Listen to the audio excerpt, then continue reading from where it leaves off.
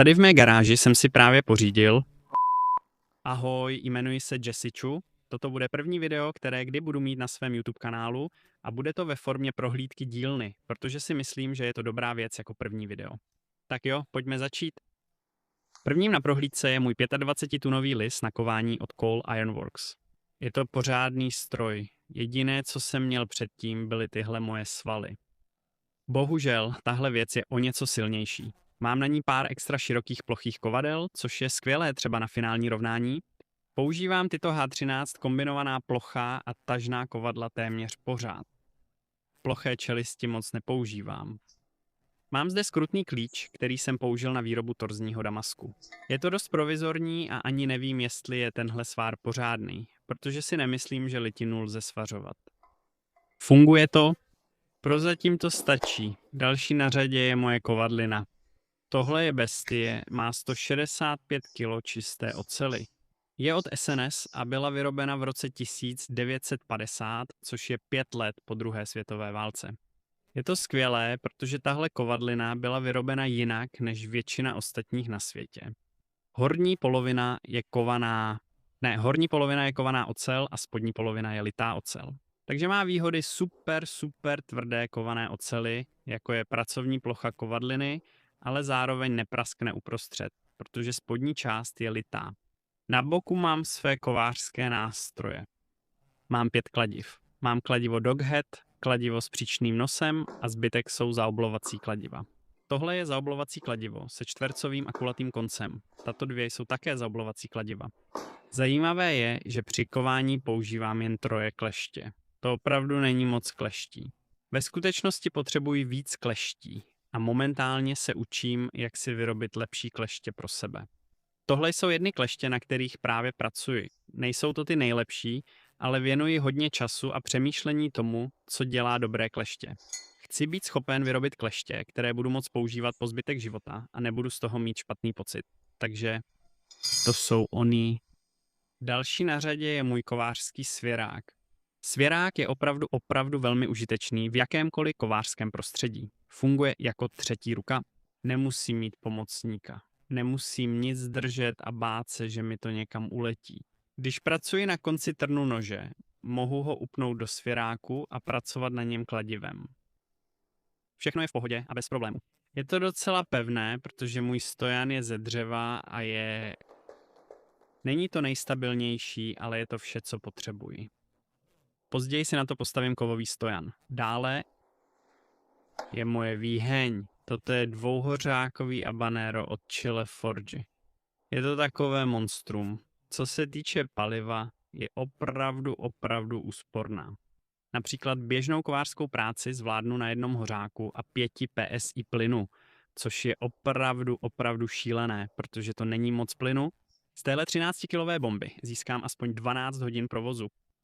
Stojí to na mém úplně prvním svářečském projektu. Když se na to podíváte opravdu zblízka, je to docela ošklivé, ale zároveň je to opravdu praktické. Na Instagramu jsem viděl, jak Liam Hoffman vyrábí vlastní vozík a řekl jsem si, že takový musím mít taky. Pořídil jsem si svářečku, sehnal ocel, splácal to dohromady a výsledek je téměř dokonalý. Navíc jsem získal spoustu lajků na Instagramu. To je taky opravdu velké plus. Na stojanu je mnoho věcí, nemusím zacházet do detailů. Toto je sud od limonády s kalicím olejem. Je to Parks 50. Dřív jsem byl příliš chudý na to, abych si pořídil skutečnou kalicí nádrž, takže jsem zůstal u sudu od limonády.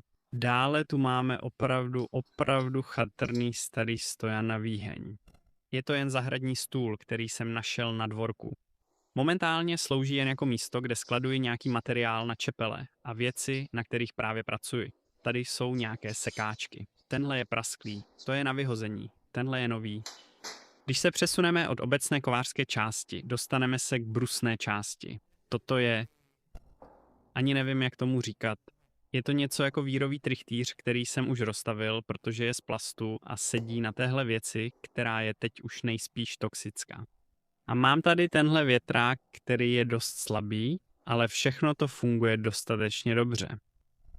Při práci se dřevem se už nemusím bát prachu po celé garáži. Vše je teď uzavřené a pod kontrolou. Ale co se týče kovu, nepoužívám to pořád, protože se to může propálit, což už se stalo, takže když se posunu dál od systému na sběr prachu, mám tady svou úplně první brusku. Tohle je 2x72 třírychlostní KMG od Beaumont Metalworks. Je to taková bestie. Dělala všechno, co jsem potřeboval a pořád dělá všechno, co potřebuji. Je jen o něco méně luxusní než bruska napravo, což je KMG TX bruska, která se dá naklánět. Funkci naklápění jsem zatím nevyužil, protože jsem ji nepotřeboval, ale když bude třeba, mohu ji použít. Pohání ji dvoukoňový motor připojený k měniči frekvence. Tahle věc je fakt zábavná na používání. 3 rychlosti oproti nekonečnému počtu rychlostí je samozřejmě nekonečný rozdíl. Přejdeme od brusek k držákům pásů. Je jich 6 a každý drží jiný typ pásu. Mám tu extra jemné pásy se zrnitostí 400, pásy se zrnitostí 36, staré pásy a také pásy na povrchovou úpravu, které jsou v pohodě. Tohle je všechno mé vybavení na práci se dřevem.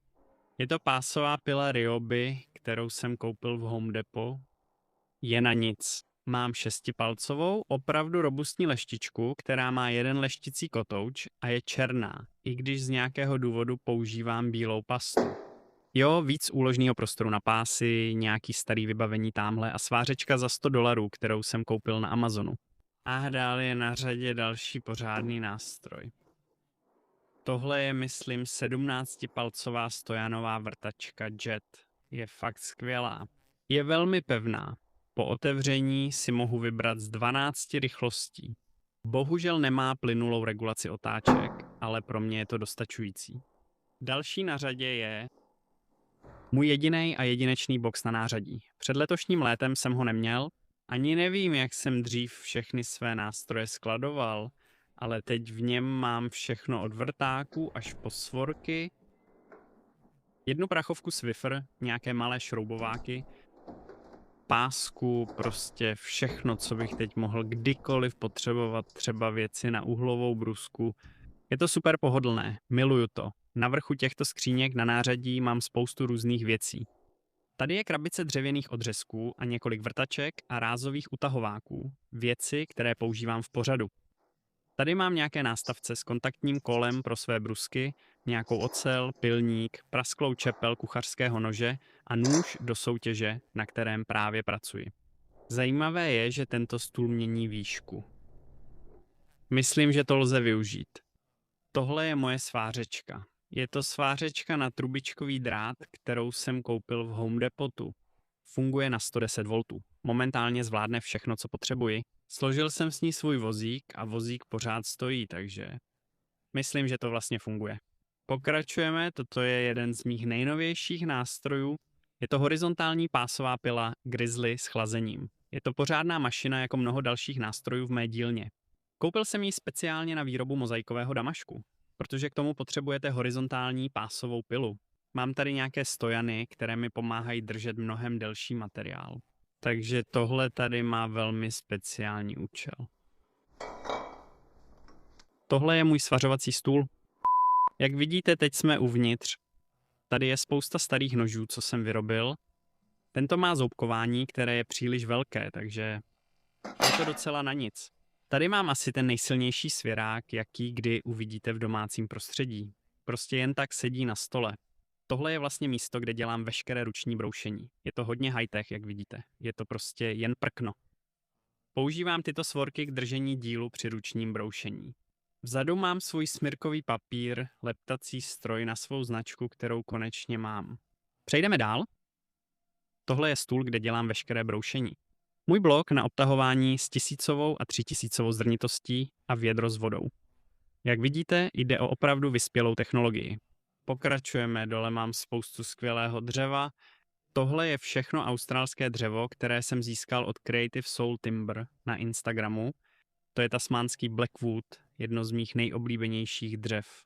Nakonec ho budu stabilizovat, ale teď je nechávám vyschnout. Mám kladivo. Tím v podstatě končí prohlídka dílny. Je to asi mnohem méně okázalé, než jste si mysleli, ale je to tady a funguje to. A to je v podstatě vše, co potřebuji. Líbilo se vám video? Dejte to se mi líbí. Chcete-li více obsahu? Klikněte na odebírat. Přesně k tomu toto tlačítko slouží.